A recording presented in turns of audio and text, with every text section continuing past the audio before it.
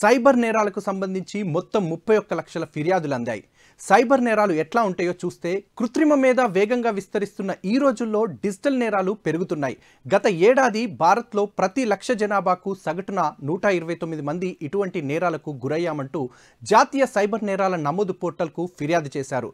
వారంతా పెద్ద మొత్తాల్లో నష్టపోయారు.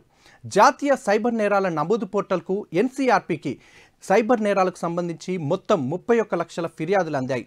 వాటిలో 66,000 ఫిర్యాదులకే ఎఫ్ఐఆర్లను దాఖలు చేశారు.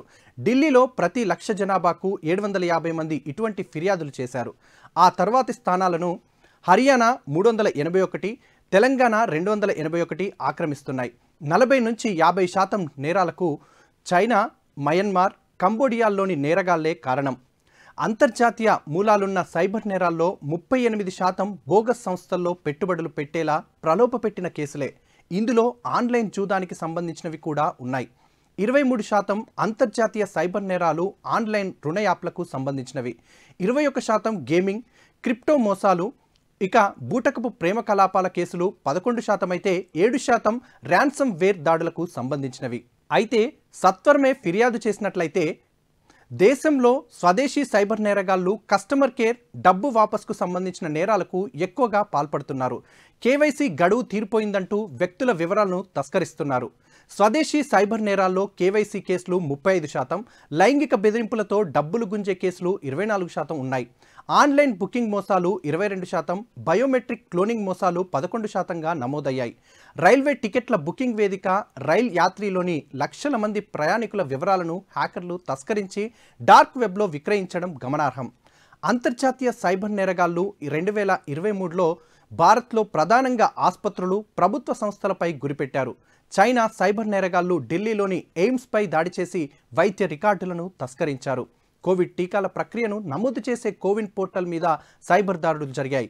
ప్రభుత్వం భారతీయుల ఆధార్ కార్డుల సమాచారాన్ని కాపాడలేకపోతుందని కాగ్ 2022 ఏప్రిల్లో హెచ్చరించినా ఫలితం లేకపోయింది. 81.5 కోట్ల మంది భారతీయుల ఆధార్, పాస్పోర్ట్, బ్యాంకు ఖాతాల వివరాలు తమ వద్ద ఉన్నాయని గత అక్టోబర్లో అమెరికా సైబర్ భద్రతా సంస్థ రెసెక్యూరిటీ ప్రకటించింది.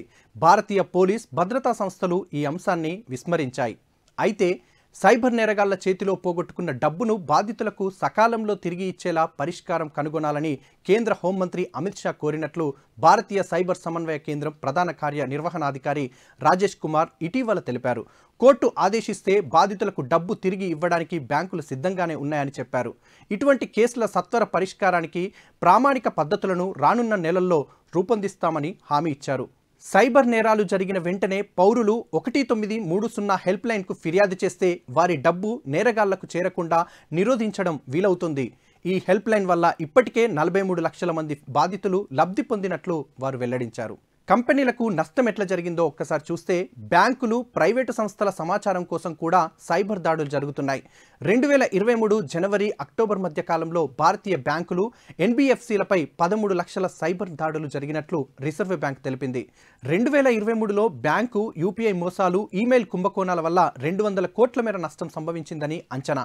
ఏపీ మహేష్ సహకార పట్టణ బ్యాంకు నుంచి హ్యాకర్లు నిరుడు 12.48 కోట్లను దొంగిలించారు.